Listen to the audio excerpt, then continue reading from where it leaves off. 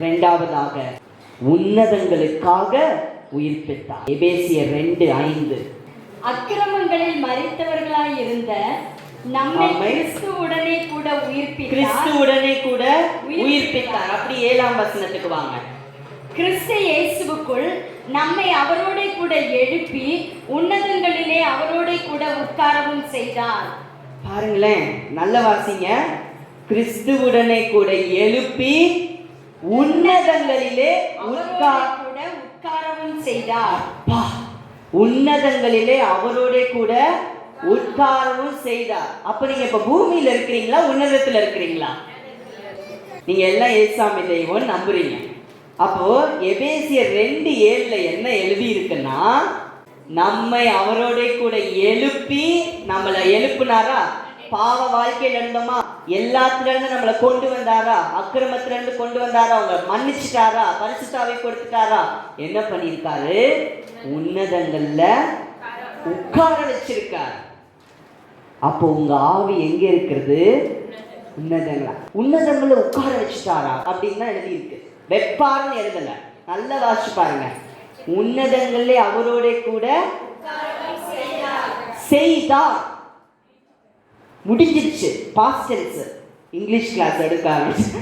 Past tense முடிஞ்சிருச்சு, கடந்த காலம். அப்ப ஆண்டவர் உங்களை உட்கார வச்சுட்டாரு. ஆவி எங்க இருக்குன்னா இப்படி ஆண்டவரோடு கனெக்டா இருக்கு.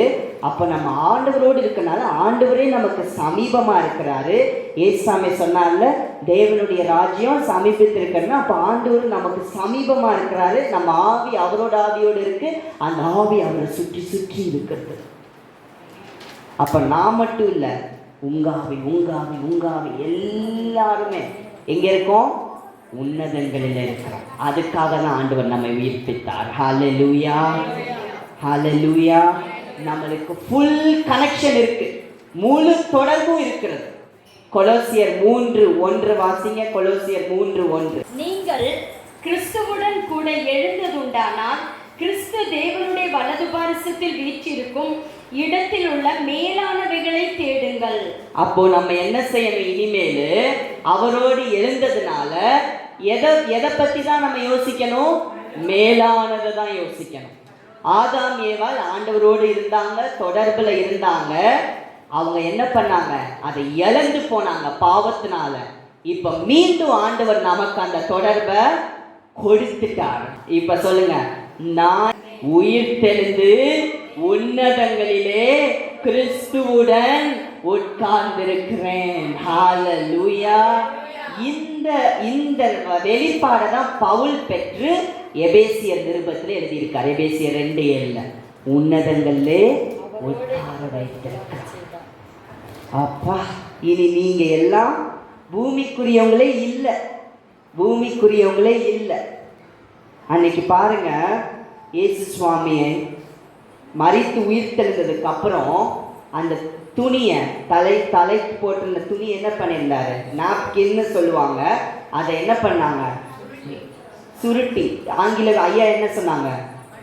மடிச்சு, ஆங்கில வேதாகத்தில் அதை மடிச்சு வச்சுட்டு போனார். இப்போ இந்த யூதர்கள் சாப்பிடும்போது என்ன செய்வாங்கன்னா, சாப்பிடும்போது இந்த துணி இருக்குதுல்ல, அவங்க கை துடைக்கிற அந்த நாப்கின், அந்த நாப்கினை போட்டு போயிட்டாங்கன்னா வரமாட்டாங்கன்னு அர்த்தம். மடிச்சு வச்சுட்டு போயிருந்தாங்கன்னா திரும்பி வருவாங்கன்னு அர்த்தம். இப்ப ஏசாமி என்ன பண்ணிட்டு போயிருக்காரு? அப்படியே போட்டு போல, மடிச்சு வச்சிருந்திருக்கு. அப்போ ஏசாமி திரும்பி வருவார் என்ற அர்த்தம். ஹல்லேலூயா, ஹல்லேலூயா. இப்ப ஆண்டவர் நம்மளை உயிர்ப்பிச்சு எங்க வச்சிருக்கிறார்? நம்மளுடைய ஆவிய உன்னதங்களோடு தொடர்புல அங்க வச்சிருக்கிறாரு. அப்போ நம்ம ரகசியவர்கள் என்ன பண்ணுவோம்? அவரோடு போவோம். நம்ம என்ன பண்ணுவோம்?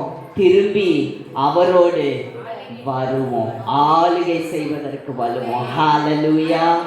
இதுதாங்க கிறிஸ்தவ வாழ்க்கை. இதுதான் கிறிஸ்தவ வாழ்க்கை. சாதாரணதே கிடையாது. உன்னதங்களே உட்கார வைத்திருக்கிறான். எவ்வளோ பெரிய பிரச்சனை உங்க வாழ்க்கையில வந்தாலும் சரி, உங்களுக்கு ஒரு சமாதானம் இருக்கும், உங்க மனசுல ஒரு நிம்மதி இருக்கும். ஏன்னா உன்னதங்களோட உட்கார வச்சுட்டார். உங்களுக்கு இனி குழப்பமே இல்லை.